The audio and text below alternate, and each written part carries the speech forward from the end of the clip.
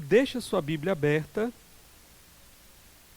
porque nós vamos ler agora os versos 13 e 14, e depois nós vamos ver o restante, até o versículo 24 do capítulo 3, depois nós vamos ver o capítulo 4, verso 1 a 13, tá? Diz assim a palavra do nosso Deus: Como é feliz ou bem-aventurado o homem que acha a sabedoria, o homem que obtém entendimento, pois a sabedoria é mais proveitosa do que a prata e rende mais do que o ouro. Até aqui por enquanto, vamos orar nesse momento.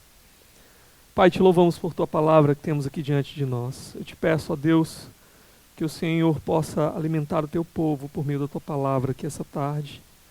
Eu te peço que o Senhor possa, por meio do poder do teu Espírito, superar as limitações do pregador e aplicar ao coração dos meus irmãos a tua palavra, a fim de que nós vejamos nas nossas vidas transformações para a honra e glória do teu nome. Eu te peço isso em nome de Jesus. Amém. Ok, meus irmãos, nosso texto, ele começa com a expressão bem-aventurado, ou, na sua tradução, pode estar aí como feliz. Talvez uma outra tradução possa trazer como abençoado, agraciado. A ideia aqui é de que a pessoa bem-aventurada não necessariamente é alguém que nunca passa por lutas, ou que nunca passa por dificuldades, que nunca passa por problemas. Porque às vezes a gente lê aqui, né? Feliz, abençoado, agraciado, e a gente pode acabar pensando que o bem-aventurado, o homem bem-aventurado, o homem feliz aqui, é alguém que não passa por nada dessas dificuldades, alguém que não passa por um tempo de choro. Mas o que nós vemos, por exemplo, no Novo Testamento, é que Jesus vai falar novamente sobre esse bem-aventurado. Lá no capítulo 5 de Mateus, ele vai dizer que bem-aventurado aqueles que choram, porque serão consolados. Ele vai dizer que bem-aventurados são aqueles perseguidos por causa da justiça, perseguidos por causa do seu nome. Então, o bem-aventurado, o feliz, o abençoado, em algum momento da sua vida, ele pode ser também aquele que vai sofrer por causa da justiça, aquele que vai chorar por causa da corrupção ao seu redor, do pecado, das dificuldades que se impõem sobre ele. Mas nós já temos visto no livro de Provérbios que o bem-aventurado, ele é alguém que, no geral, ele experimenta um tipo de vida harmoniosa. No geral, ele experimenta um tipo de vida com constância, com estabilidade. No geral, ele está contente. Mesmo nos momentos de dificuldades, ele pode continuar caminhando com alegria com o Senhor, porque ele sabe o que o aguarda no final. É por isso que nós vemos, por exemplo, os discípulos de Jesus sendo presos, açoitados e depois saindo dali alegres, jubilosos por terem sido dignos de sofrer por causa de Jesus. Porque eles sabem da alegria que lhes está proposta. Portanto, eles podem enfrentar a dificuldade e o sofrimento com esperança, com alegria, com estabilidade. Então, o homem bem-aventurado aqui também em Provérbios é um homem que ele usa sabedoria, nós vamos ver daqui a pouco. E é por isso que a sua vida tende a estar nos trilhos, tende a ir bem, ok? Ele sabe que no final Deus está no controle, Deus cuidará dele até o final, ele pode enfrentar então as dificuldades. Agora, deixa eu perguntar uma coisa para você. O que você faria se você pudesse escolher alguma coisa para te fazer feliz, para te fazer se sentir feliz, abençoado, bem-aventurado, né? Como nós estamos vendo aqui. O que você escolheria? Se eu tivesse isso, se eu obtivesse isso daqui, então seria feliz. Se eu tivesse isso daqui, ia me sentir abençoado mesmo. Eu ia me sentir muito bem. Minha vida agora estava muito boa. O que você escolheria? Quem tem criança pequena aí já deve ter encontrado na internet, lá no YouTube, em algum momento, um desenhozinho de música chamado Bolo Fofos. Já viu? Quem já viu aí os Bolo Fofo? Ninguém? Só lá em casa é que toca. Mas tem uma musiquinha lá dos Bolo Fofos, que um deles lá encontra uma lâmpada mágica. E aí ele esfrega a lâmpada mágica, e aí aparece um gênio, e ele tem direito agora a fazer um pedido, certo? Na verdade, 3 desejos, né? E aí o que ele pede? Pão de queijo. A música todinha é pão de queijo, isso é tudo que eu desejo, pão de queijo. Aí, no final, depois que acaba a música todinha, aí chega o outro bolo fofo lá para ele e pergunta assim, pão de queijo, né? Você podia pedir qualquer coisa, ele disse, você podia pedir 1 milhão de likes, 1 milhão de inscritos, né? Pediu pão de queijo. Tá bom, mas você ainda tinha mais 2 desejos, né? O que foi que você pediu? Aí ele tá aqui com a mão aqui para trás segurando os negócios, né? Aí tem um pirulito e um brinquedo. Aí diz assim, sabe que eu nem me lembro o que foi que eu pedi, né? Mas irmãos, a gente vê isso, a gente acha engraçado, mas nós somos mais ou menos tolos como aquele bolo fofo lá, que tinha 3 desejos e desperdiça os seus desejos com coisas pequenas, né? Muitas vezes nós somos assim também. A gente não vai pedir pão de queijo, a gente não vai pedir doce, a gente não vai pedir brinquedo, mas às vezes se a gente tivesse a oportunidade de pedir alguma coisa a Deus, para nos fazer sentirmos felizes, realizados, abençoados, o que a gente pediria? As opções geralmente são essas. Alguns iam pedir para ficar milionários. Eu pedi muito dinheiro, para que eles pudessem ter muito conforto. Então, é isso que eles acham que vai fazê-los felizes. Vai fazê-los se sentir abençoados. Outros iam pedir, eu quero destaque, eu quero ser visto, eu quero ser reconhecido.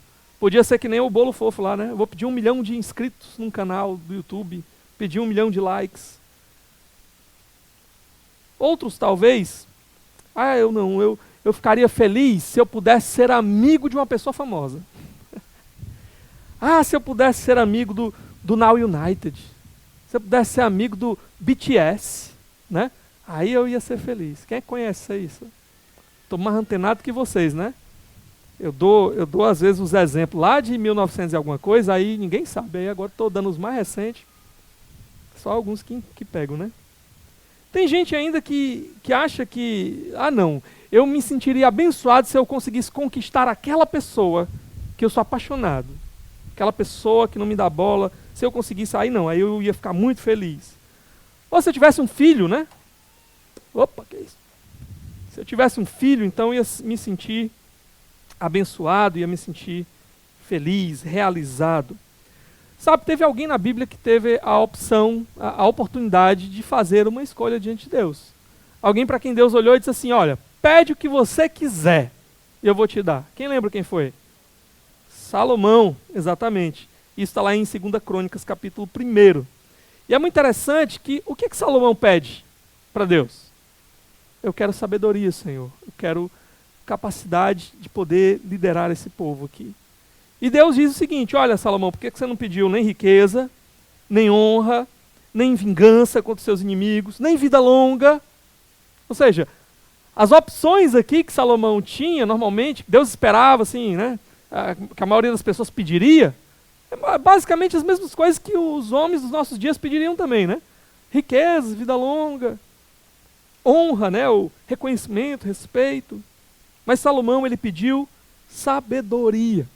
E nós já temos visto no livro de Provérbios que sabedoria está muito relacionada a andar com Deus, a vida com Deus, a aprender do próprio Deus, a olhar as coisas ao nosso redor pela ótica de Deus, a fim de que a gente possa tomar decisões corretas, decisões que agradem a Deus, decisões de acordo com a vontade de Deus. E aqui no nosso texto, ele começa dizendo, no verso 13, né? Como é feliz o homem que acha o quê? Sabedoria. Sabedoria. Bem-aventurado o homem que encontra sabedoria. O que deveria nos fazer agraciados, abençoados, felizes? Encontrar sabedoria. Por quê? Há pelo menos 2 verdades aqui no nosso texto que nos ensinam por quê. A primeira delas é por causa daquilo que a própria sabedoria é. Okay? O que a sabedoria é? Ela é valiosa, ela é preciosa. Olha aí o que o texto diz no verso 14. Tá? Pois a sabedoria é mais proveitosa do que a prata, e rende mais do que o ouro. Uma outra versão vai dizer assim: é uma mercadoria melhor do que as mercadorias de prata. O seu lucro é maior do que o ouro puro. A ideia aqui é de que não apenas ela é mais valiosa do que aquelas coisas ao nosso redor que a gente considera com valor, prata, ouro, mas que ao se adquirir a sabedoria, ela também é fonte de lucro para se obter outras coisas. O seu lucro é maior do que o dos objetos de prata, maior do que o ouro muito puro. Se você vender, você vai lucrar bastante, mas a sabedoria ela traz um lucro maior porque ela é mais valiosa. É muito interessante que o Salmo 19, o Salmo 119, eles dizem a mesma coisa que o autor de Provérbios está dizendo aqui, só que ao invés de falar da sabedoria, eles falam dos mandamentos do Senhor, da instrução do Senhor. Então, sabedoria está paralelo ao quê? A vontade de Deus, aos mandamentos dele, ao que ele ensina. Então, a ideia é exatamente essa. Encontrar, entender, abraçar, viver pela vontade de Deus, pelos mandamentos do Senhor, é mais valioso do que as coisas mais valiosas que nós podemos considerar nessa terra. A sabedoria, a vontade do Senhor, o direcionamento do Senhor para as nossas vidas é muito mais valioso. O texto continua ainda no verso 15, dizendo o seguinte: é mais preciosa do que rubis. Nada do que você possa desejar se compara a ela. A tradução coloca como rubis, mas aqui seria uma pedra avermelhada, que a gente não encontra um paralelo muito próximo do que eles consideravam naquela época, mas talvez o mais próximo dos nossos dias que a gente consideraria seriam realmente rubis, né, que são muito caros, muito valiosos. Mas o ponto aqui, mais uma vez, é que ele diz assim: olha, imagina o que é que você pode imaginar de mais valioso do mundo. O que você poderia considerar mais valioso do que tudo? Porque ele termina dizendo isso, né? Nada do que você possa desejar se compara a ela. Você pode imaginar qualquer coisa, e ainda assim você não conseguirá imaginar algo mais valioso do que a sabedoria. A pergunta para nós então é: por quê? Por que a sabedoria é colocada nesse patamar de algo tão valioso assim, tão precioso assim, que excede até o que eu poderia imaginar de mais precioso? Por quê? Porque sem sabedoria, tudo que a gente toca vira pó. Sem sabedoria, tudo que a gente pode alcançar, do que a gente considera como mais valioso, vai ser corrompido e pode conduzir à nossa própria destruição. Pense, por exemplo, aquela famosa frase de Calvino, né? O coração do homem é como uma fábrica de ídolos. Tudo que a gente pega, tudo que a gente dá valor, nós somos tentados, até coisas boas, nós somos tentados a colocar aquilo no lugar de Deus, idolatrar. E no final aquilo vai nos conduzir à nossa própria ruína. Porque no final das contas não há nada nesse mundo que de fato nos satisfaça. Nada vai nos satisfazer completamente, a não ser o nosso próprio Deus. Você pode pensar aí, tem gente que gosta muito de carro, né? Ah, eu queria tanto, sonho tanto em ter aquele carro. Aí no dia que você compra o carro, dá uma semana, um mês, ele já virou comum. Você sonhava tanto, imaginava, quando eu tiver aquele carro, aí se via, né? Dirigindo aquele carro. Não estava nem o ar-condicionado, né? Era com o braço aqui, ó. O pessoal vê que era você que estava lá dentro, né? Aí o que acontece? Aí você adquire o carro. Aí você pega ele aqui, vai dar aquela primeira volta, né? Ah, que maravilha. Daqui a um mês, tá normal, tá comum. Não te dá mais aquele prazer que você achava que ia ter no começo. O dinheiro, por exemplo. Muitas vezes o dinheiro utilizado sem sabedoria, com sabedoria ele pode ser muito útil para muitas coisas. Mas sem sabedoria, ele pode ser usado para destruir, não só você, mas as pessoas ao seu redor. Machucar você e as pessoas ao seu redor. Romper, destruir relacionamentos. Alguém já disse que as coisas desse mundo são como água salgada. Elas nos dão mais sede, mais e mais sede. Mas elas são incapazes de matar a nossa sede, de saciar a nossa vontade. O que que muitas pessoas têm feito ao adquirir dinheiro? Muito dinheiro. O que muitas pessoas têm feito com o próprio dinheiro? Quantos com dinheiro têm destruído outros em busca de mais dinheiro? Quantos, ao adquirir muito dinheiro, têm destruído a si mesmos? Basta você procurar lá. Tem um outro canal lá no YouTube, lá, canal 90, né?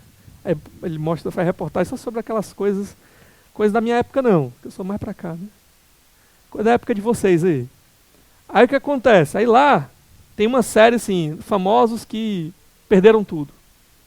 Aí você vai ver lá, o que aconteceu com eles? Eles ganharam muito dinheiro, muito dinheiro, muito dinheiro. E aí depois ficaram presos a uma expectativa de prazer e foram torrando esse dinheiro, achando que a fonte nunca ia secar. E quando de repente estavam destruídos na sua vida. O dinheiro sem sabedoria, ele vai destruir você, ou ele vai destruir as pessoas próximas a você.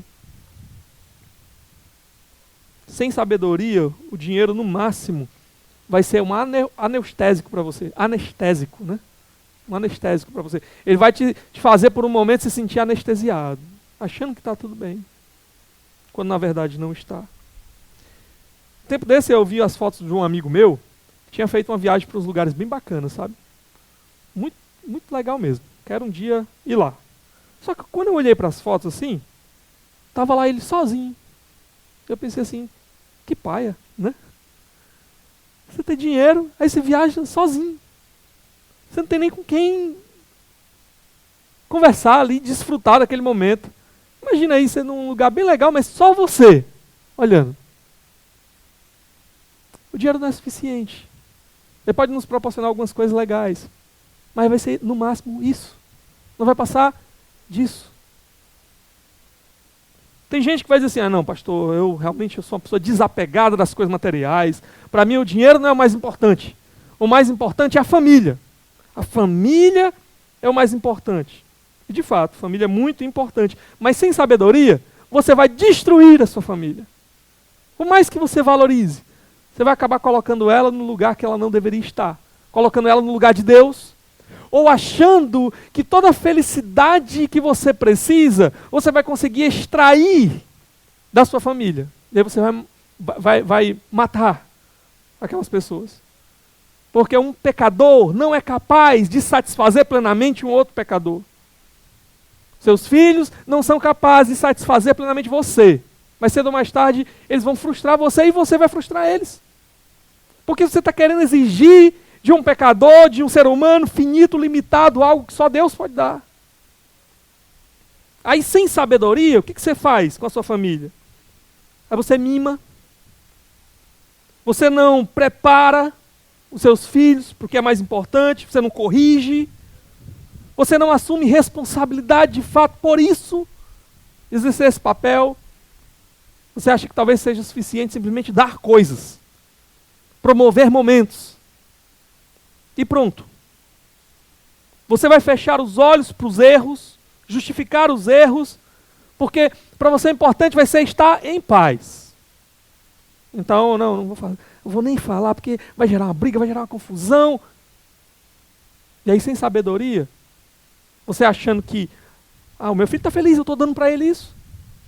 A minha esposa está feliz, estou dando para ela isso.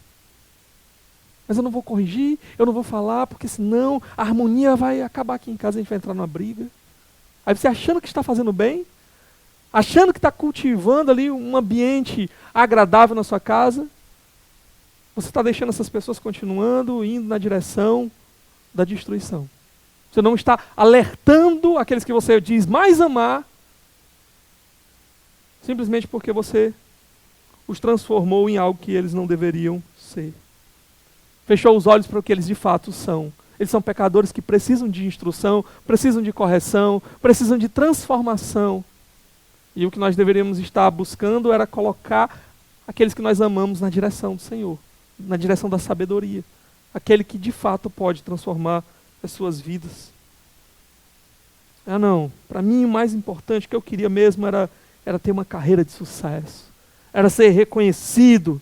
Pronto, sem sabedoria, isso não vai servir para nada. Só vai inflar o seu ego, fazer você achar que é alguma coisa, que é grande, tirar os seus olhos da realidade que você é um pecador e precisa de mudança. Só vai colecionar gente ao seu redor, dando tapinha nas suas costas, fazendo você achar que você é alguma coisa. Quando na verdade o que você precisa é do Senhor. Quando na verdade o que você precisa é da correção do Senhor diária, da instrução, da sabedoria do Senhor diária na sua vida, transformando você. Porque a realidade de todos nós é que somos pecadores, precisamos de transformação a cada dia.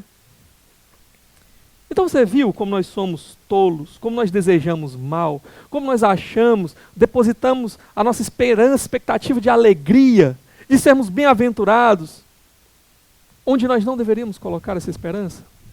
Nossa esperança deveria estar na sabedoria do Senhor. É isso que deveria ser o mais valioso, o mais precioso para nós.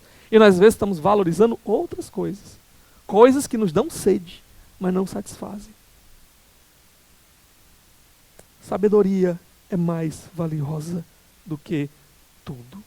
Enquanto você não entender isso, você vai valorizar outras coisas. Coisas que vão te colocar no caminho de destruição. Coisas que não vão te satisfazer. Mas não somente isso.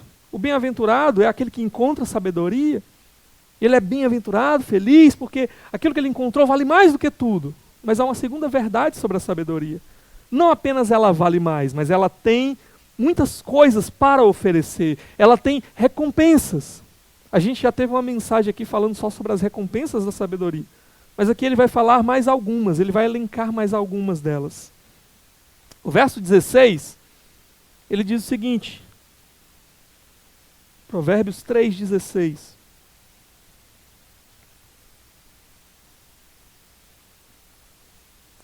Na mão direita, a sabedoria lhe garante vida longa.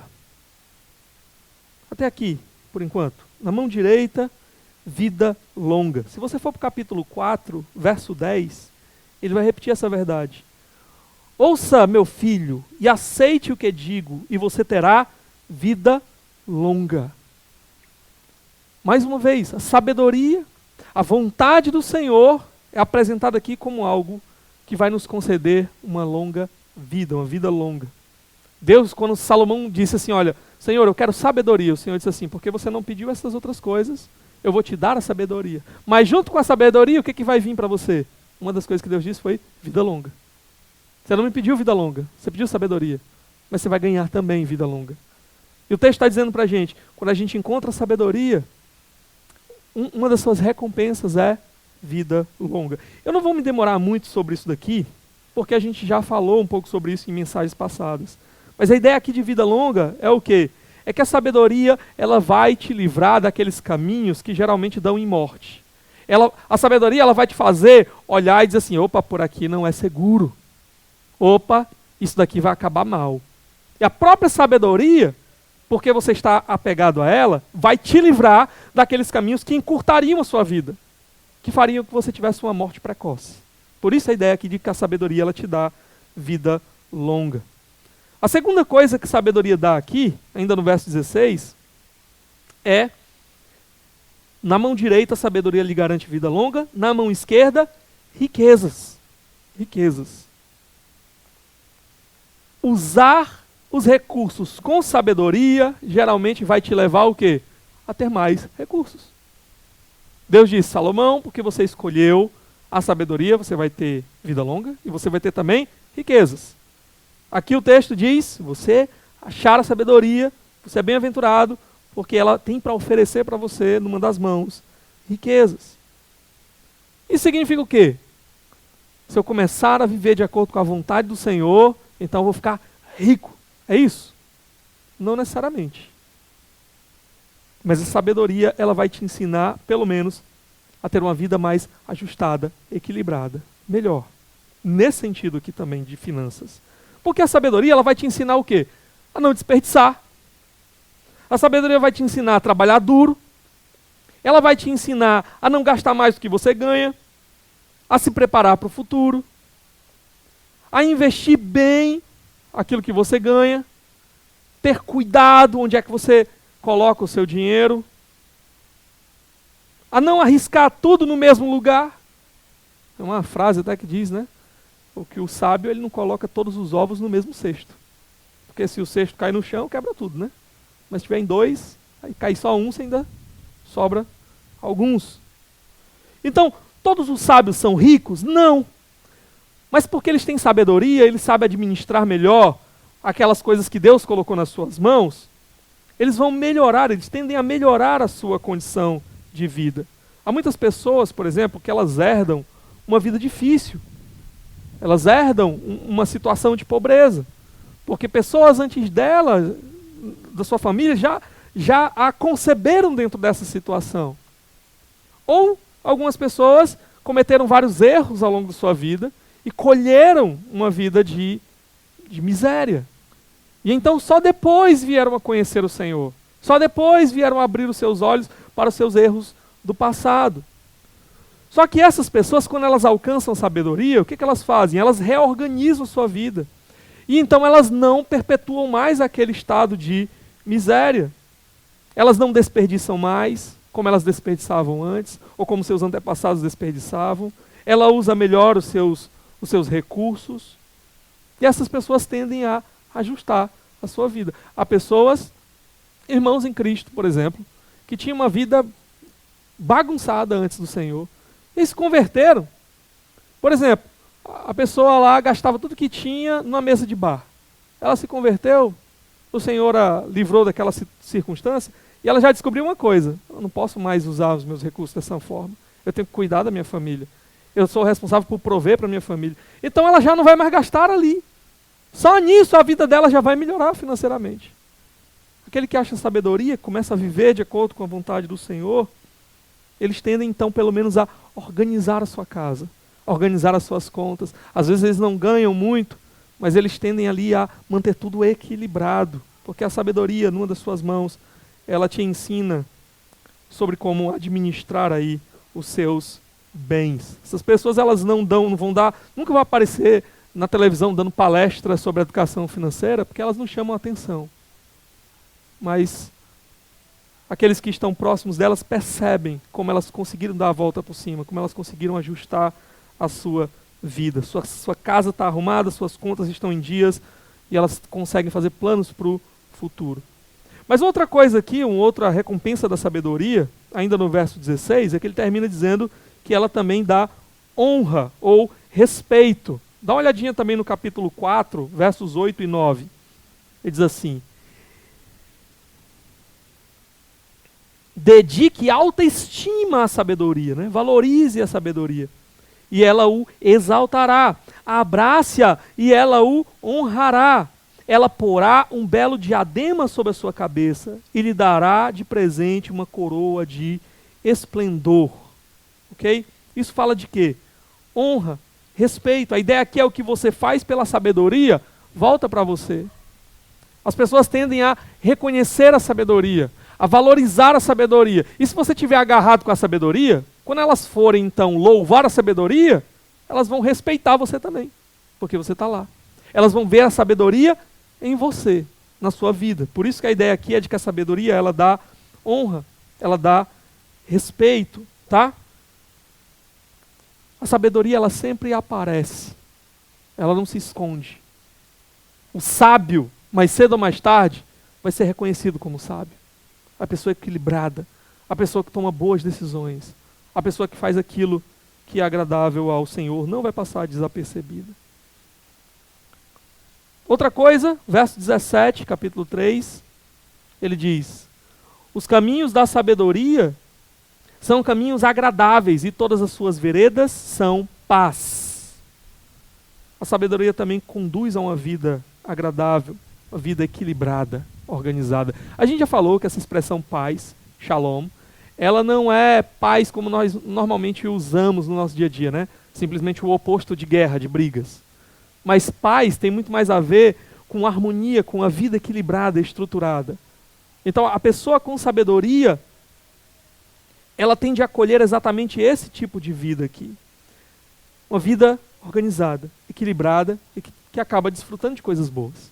Agora, quando a gente vê tudo isso, às vezes a gente se pergunta assim: pastor, por que existem pessoas que não amam o Senhor, não andam de acordo com o Senhor, com os caminhos do Senhor, mas elas parecem que na vida delas, elas conseguiram obter algum tipo de sabedoria?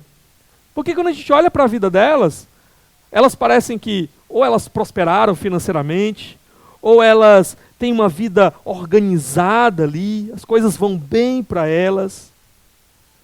Parece que elas atingiram esses benefícios que a sabedoria tem para oferecer.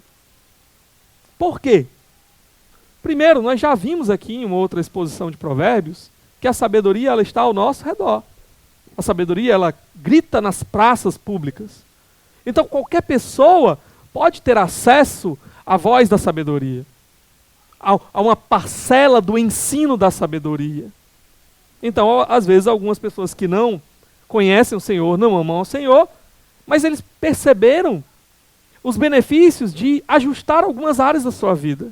E então vão colher alguns benefícios da sabedoria naquelas áreas da sua vida.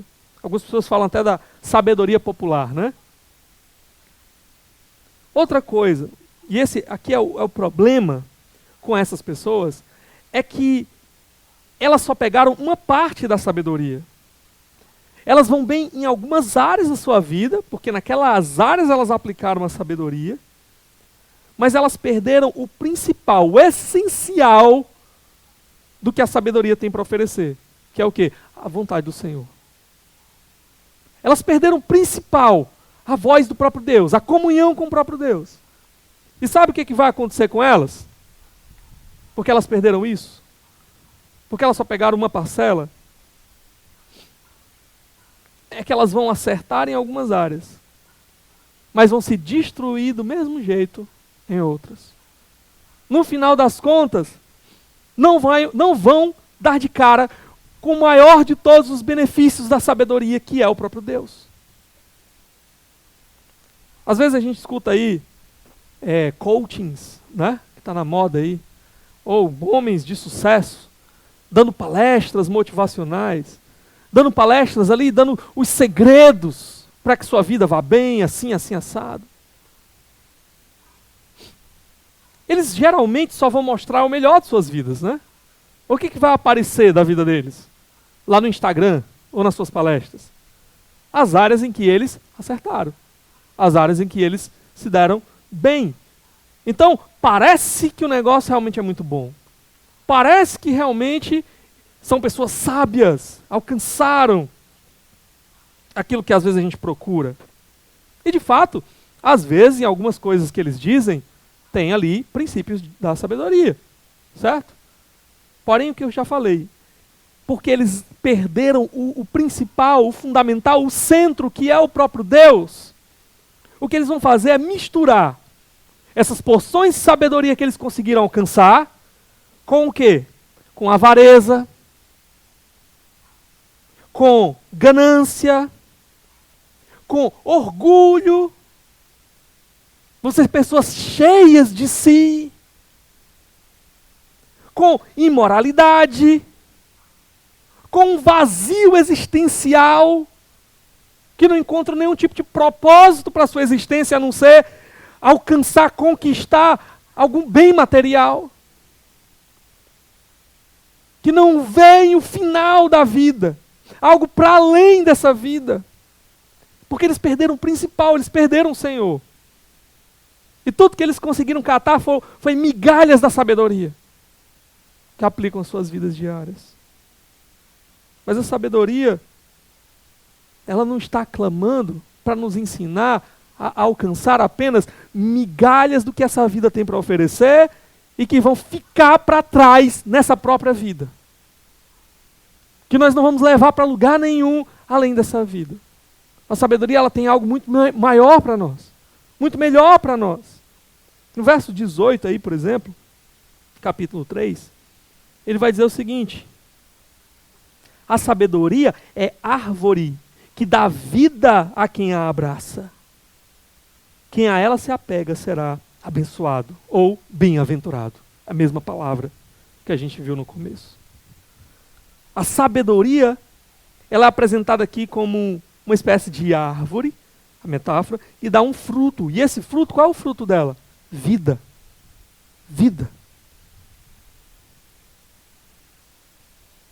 Diz que aquele que come desse fruto, que é vida, é bem-aventurado, é abençoado. Ou seja, há um paralelo aqui entre a vida que a sabedoria dá e a bênção do Senhor. Dá uma olhadinha comigo no verso 13, capítulo 4, verso 13. Ele diz assim: apegue-se à instrução, não a abandone, guarde-a bem, pois dela depende a sua vida.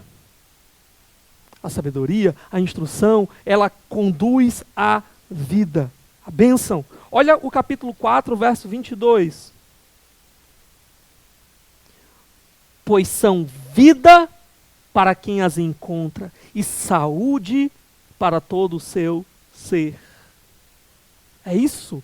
Aqui o paralelo agora entre vida e saúde. A ideia aqui, irmãos, é que o tipo de vida que a sabedoria tem para oferecer não é meramente dias longos, não é meramente viver até os 100 anos, mas viver uma vida destruída.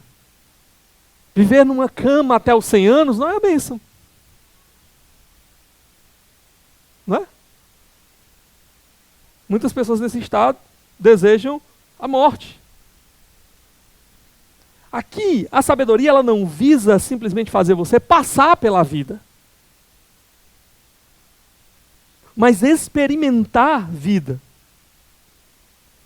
Deixar um legado de vida que vai perdurar para além de nós. O que Jesus veio nos oferecer não foi vida, e vida em abundância, vida que não acaba, vida eterna.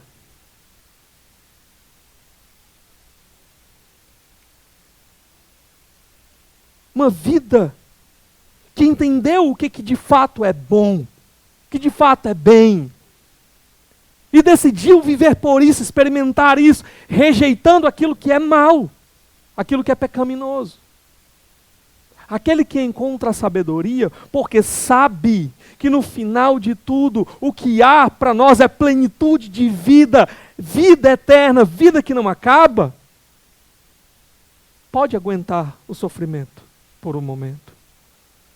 Pode aguentar as dificuldades, as provações por um momento. Porque sabe, a vida que está guardada para ele, vida plena. É para lá que a sabedoria nos leva. E aquele que vive com sabedoria aqui, também tende já a experimentar algum tipo de bem-estar. Por isso é bem-aventurado, feliz. Dá uma olhadinha no verso 22, capítulo 3, verso 22. Olha o que ele fala aqui para nós.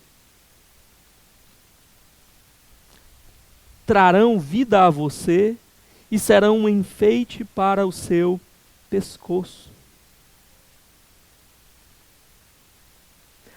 Literalmente, a sua tradução aí deve estar um pouquinho diferente.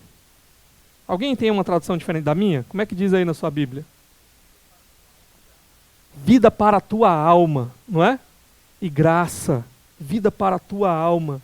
A ideia aqui da alma, a vida interior. A ideia é daquela parte interior, aquilo que está lá no mais profundo de nós, ok? A ideia aqui é de uma mente tranquila, desfrutar paz, equilíbrio dentro de nós, contentamento. E a figura da coroa aqui, né, como ele sempre usa, uma figura de beleza, mas uma figura também de distinção, de respeito, de honra. É isso que a sabedoria ela vai proporcionar. É claro que quando Cristo vem, ele abre os nossos olhos para perceber que o pleno desfrute dessas realidades aqui são na eternidade. Mas aquele que já tem Cristo, que já encontrou a sabedoria de Deus, que é o próprio Senhor Jesus, esse já começa a desfrutar esse tipo de vida aqui. Uma mente tranquila, paz interior, contentamento, porque já sabe para onde vai, já sabe o que o aguarda no final. Olha o verso 23. Então você seguirá o seu caminho em segurança e não tropeçará. Ela dá vida interior, sabedoria, ela dá também segurança aqui. Ele fala de caminhos, ele fala de que você não vai tropeçar. A ideia é de que você agora, porque tem sabedoria, vai andar por caminhos bons, caminhos honestos, caminhos livres de risco, de perigo. O tolo é que se enfia por caminhos perigosos, caminhos que vão ceifar a sua vida.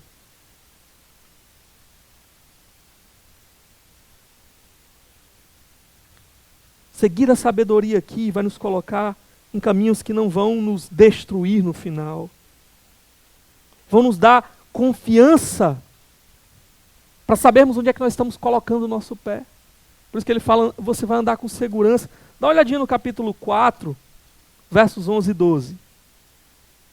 Diz assim: eu o conduzi pelo caminho da sabedoria e o encaminhei por veredas retas. Assim, quando você for por elas seguir, não encontrará obstáculos. Quando correr, não tropeçará. Esse caminho não é um caminho com armadilhas. O caminho da sabedoria é o bom caminho que o Senhor tem preparado para os seus filhos, para aqueles que de fato estão interessados em agarrar essa sabedoria preciosa que vem dele. Dá uma olhadinha no verso 24, outra coisa. Capítulo 3, verso 24. Quando se deitar, não terá medo, e o seu sono será tranquilo. Olha aí, tranquilidade. Sono tranquilo fala de uma consciência em paz, né? Como a gente já viu aqui. Você dorme bem, porque você está com a sua consciência limpa, tranquila. Você sabe que não está fazendo coisas que te ameaçam.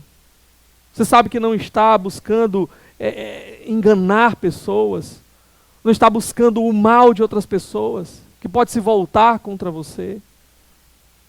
Você tem paz de consciência, tem um sono tranquilo.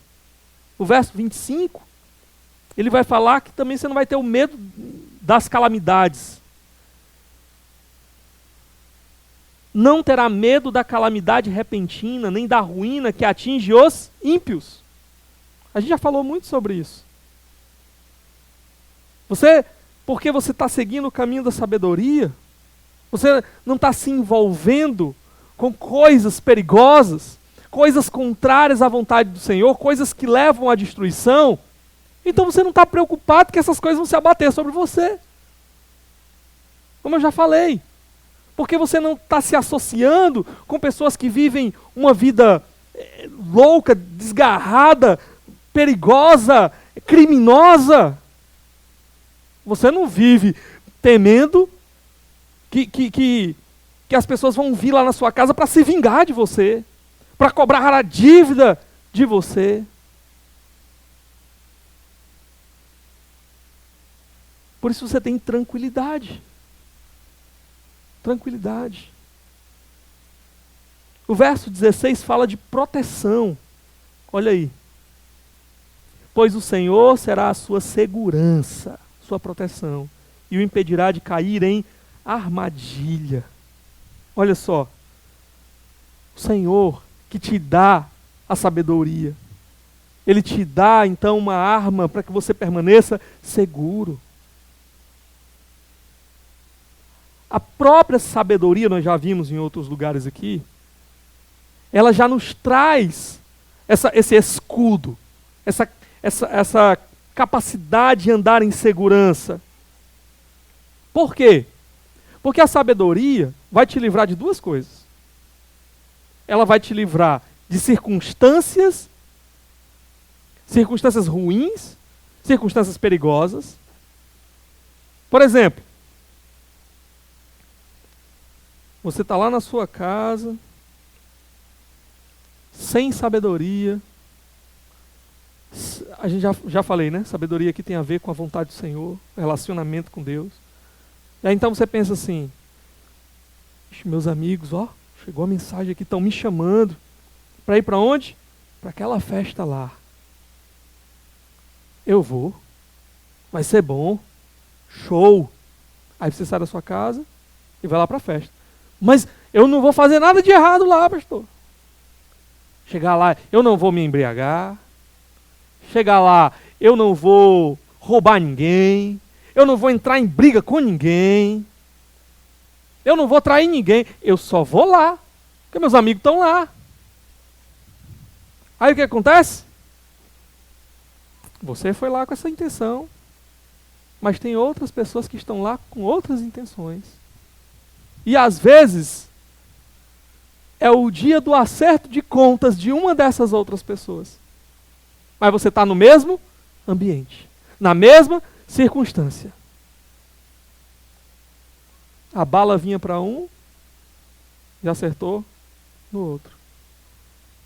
Porque a sabedoria, a falta de sabedoria, ela muitas vezes vai te levar a se colocar em circunstâncias perigosas. Se você tivesse ficado em casa, era mais difícil. Se você tivesse ficado em casa, você não teria se exposto. Se você tivesse em um outro ambiente, você não teria se exposto. A sabedoria, ela nos chama, a falta de sabedoria, ela nos chama a esses caminhos arriscados, perigosos, que para aquele que não tem sabedoria parece normal, tranquilo, beleza. Mas a sabedoria, ela não só te livra disso, ela te livra também de pessoas que te colocam em risco. Pessoas que são perigosas para a sua vida. A gente teve uma mensagem aqui todinha só sobre isso, né? Amizades perigosas. Então não vou repetir tudo que eu já falei.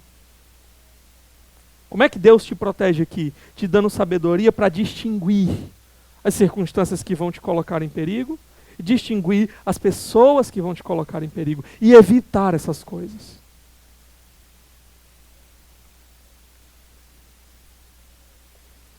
Por isso, diante de tudo que ele falou aqui, até aqui, a gente chega no verso 19 e 20 do capítulo 3, ele diz o seguinte: por sua sabedoria o Senhor lançou os alicerces da terra, por seu entendimento fixou no lugar os céus, por seu conhecimento as fontes profundas se rompem, e as nuvens gotejam o orvalho. O que ele está falando aqui para nós? Primeiro, a sabedoria é algo do próprio Deus. Deus é sábio. E tudo que ele fez com sabedoria. Então, quando ele nos convida a buscarmos sabedoria, ele está nos convidando a compartilharmos de algo que o próprio Deus está nos oferecendo. A visão de Deus sobre as coisas. Mas uma outra coisa, um outro detalhe importante aqui é que o Senhor, ele fez todas as coisas, segundo esse texto, com sabedoria. Ele criou o mundo e ele estabeleceu esse mundo com uma ordem. Não é algo caótico, não é algo absurdo, não é algo desequilibrado, maluco, não, é algo que foi feito com sabedoria. Há uma ordem no universo. E é exatamente esse princípio da ordem aqui que fez brotar os conceitos que nós temos hoje de ciência. Por que as pessoas elas têm a certeza de que elas podem observar e estudar o universo e entender como as coisas funcionam e tirar daí aplicações benéficas para suas vidas? Porque elas sabem, por mais que elas rejeitem o conceito de Deus, que há uma ordem, que há leis, né, teorias, se sustentam em cima desse princípio de que há leis no universo, porque o universo foi criado com sabedoria. E ao observar e saber como essas coisas funcionam, elas podem extrair daí benefícios para a sua própria vida. Por exemplo, o mais simples agricultor, ele pode observar e perceber que há tempos de chuva, há tempos de sol, e que isso se repete ano após ano. E assim, ele pode observar quando ele deve começar a plantar, quando ele deve, então, esperar colheita. Ele se beneficia, porque ele observa e sabe que no universo há uma ordem criada. Se ele descobre, então, essa sabedoria e aplica isso na sua vida, ele se beneficia. Da mesma forma, o mais brilhante dos cientistas pode descobrir a cura para doenças perigosíssimas. Ou a vacina, né, aí para a pandemia, que é o que está sendo esperado. Por quê? Porque ele sabe que as coisas funcionam e elas seguem um determinado padrão. A sabedoria nisso. Então, quando ele percebe como funciona, ele extrai daí coisas que são benéficas para a sua vida. O que o texto está nos ensinando aqui? Que nós podemos observar as coisas ao nosso redor. Observar como é que elas funcionam, porque elas foram criadas com ordem, com sabedoria. E se nós tivermos sabedoria, nós também vamos extrair daí coisas que vão beneficiar, trazer benefício para nós e para as pessoas ao nosso redor.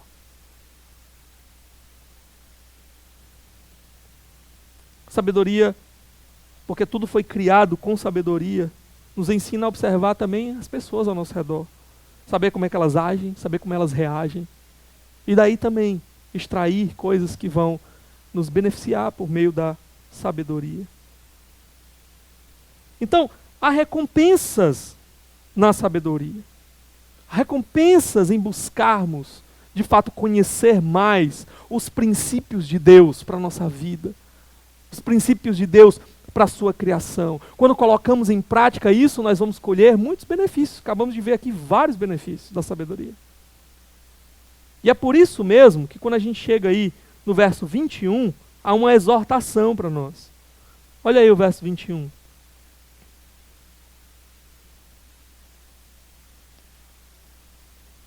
E 21. Não, perdão, eu estou no capítulo 4.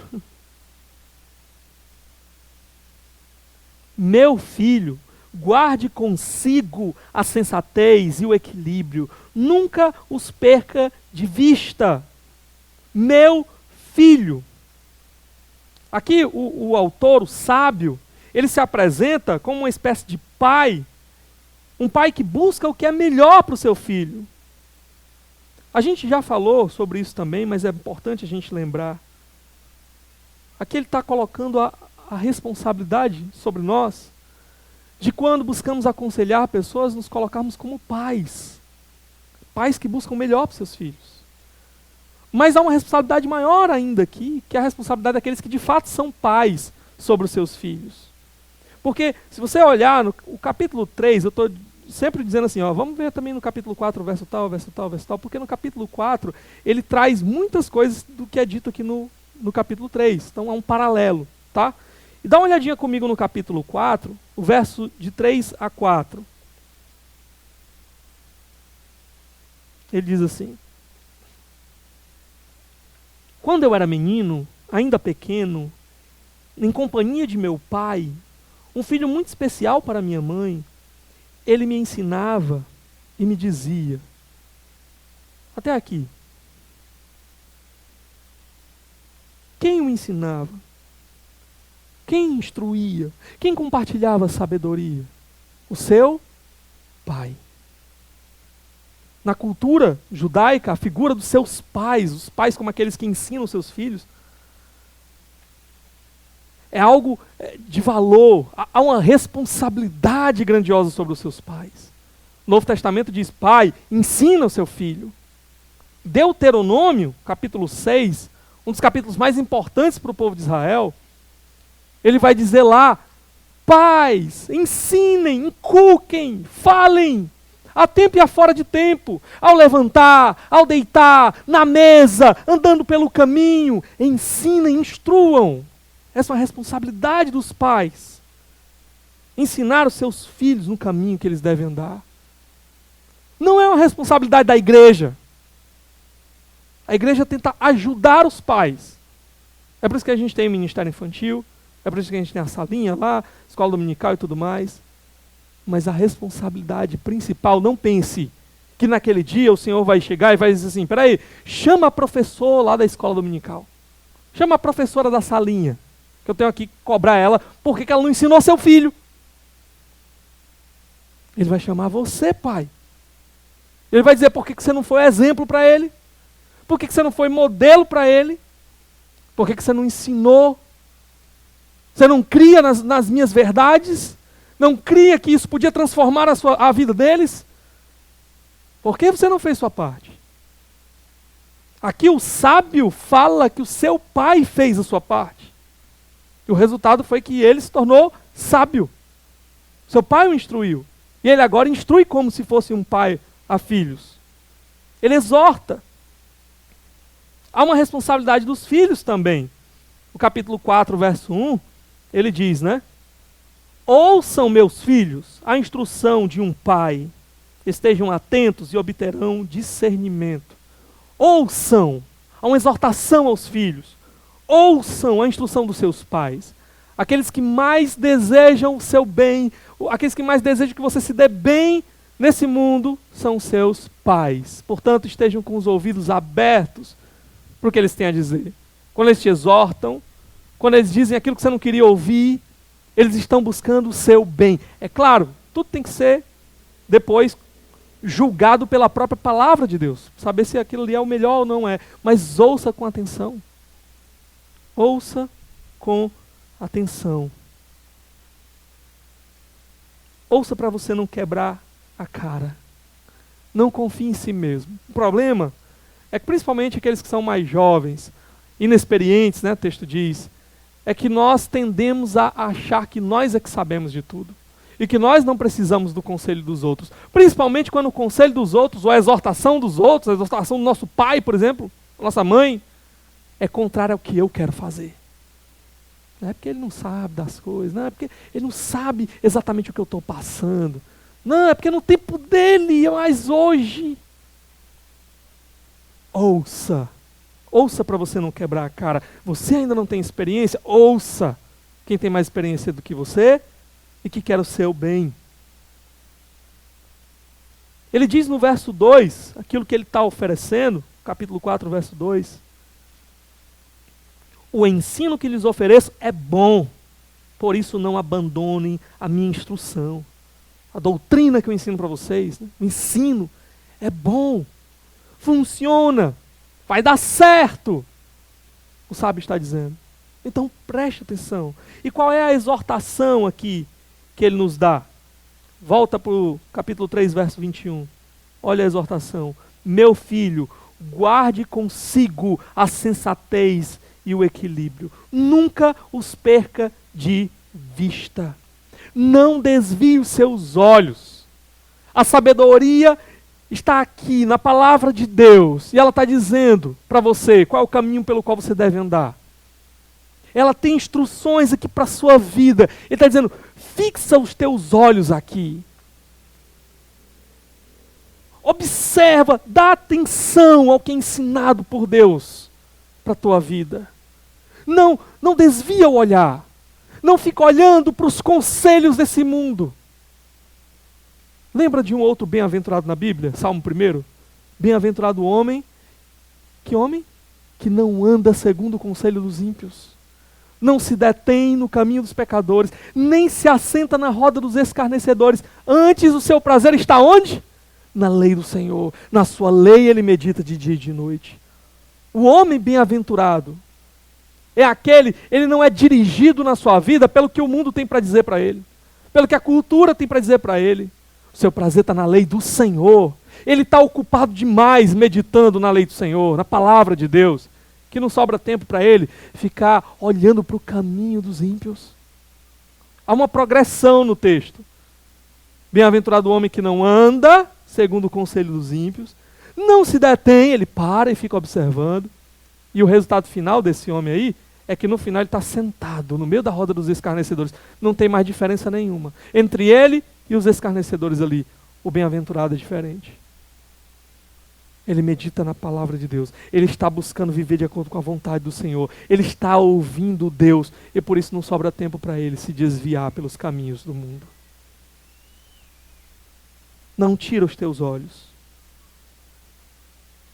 Olha os versos 4 e 5 do capítulo 4. Olha o que o pai do sábio ensinava para ele. Ele me ensinava e me dizia: apegue-se às minhas palavras de todo o coração. Obedeça aos meus mandamentos e você terá vida. Procure obter sabedoria e entendimento. Não se esqueça das minhas palavras, nem delas se afastem. Essa é a exortação aqui para você. Se esforce para conhecer a vontade do Senhor. Se esforce para obter sabedoria. Se esforce para se agarrar a essa sabedoria, guardá-la no seu coração, guardar o entendimento, saber julgar as coisas pela ótica do Senhor. Se esforce para que você encontre vida no final. É o que o verso 5 disse aí no final. Obtenha vida. Meus irmãos, a exortação é bem simples aqui. Não dê descanso para a sua alma. Busque crescer no conhecimento do Senhor. Busque crescer na sabedoria do Senhor. Porque ela é riquíssima. Porque ela traz coisas boas para a sua vida. Porque ela te faz experimentar a vontade do Senhor, que é boa, perfeita e agradável. Portanto, com tudo que você tem, busque conhecer a vontade do Senhor. Não se deixe ser levado pela multidão, pelo mundo ao nosso redor, pelo que as pessoas estão dizendo aí que é bom, que não é. Busque a vontade do Senhor, porque Deus é como esse pai aqui. Deus, Ele é um pai bondoso e amoroso. Deus é aquele que só quer o melhor para nós. Portanto, ouça o que Deus tem para dizer para nós. Deus enviou o seu próprio Filho Jesus. Ele enviou Cristo não para que nós continuássemos andando na nossa vida de pecado que nós vivíamos antes. Não para que nós fôssemos arrastados pela corrente desse mundo, tragados pelo pecado e as suas consequências. Ele mandou o seu Filho morrer naquela cruz, para pagar o preço do meu e do seu pecado, para transformar a minha e a sua vida, para que nós que vivíamos na tolice dos nossos próprios entendimentos, nós que vivíamos sem sabedoria, sem conhecimento da vontade do Senhor, agora pudéssemos ter uma nova vida, uma vida que tem interesse no que Deus tem para dizer, uma vida que tem interesse em se submeter à vontade do Senhor e experimentar aí a vida sábia, que começa aqui e não tem prazo para terminar. A vida que dura para sempre. É essa vida que a sabedoria de Deus tem para oferecer para nós. Portanto, ouça. Seja qual for o conselho, seja qual for a decisão que você precisa tomar na sua vida. Das mais simples às mais complexas. Quer comais, quer bebais, quer façais qualquer outra coisa, faça tudo para a glória do Senhor. Busque o conselho do Senhor. Busque a sabedoria do Senhor. Busque a palavra de Deus, ou aqueles que podem extrair da palavra de Deus os princípios que vão nortear a tua vida. Vamos orar nesse momento? Pai, te louvamos pela tua palavra, Senhor. Há muita riqueza na tua palavra para nós. Nós é que muitas vezes somos tolos demais para enxergar. Precisamos, ó Deus, que o teu Espírito faça isso por nós. Abra os nossos olhos espirituais. Dirija o nosso coração para nos tornarmos sábios.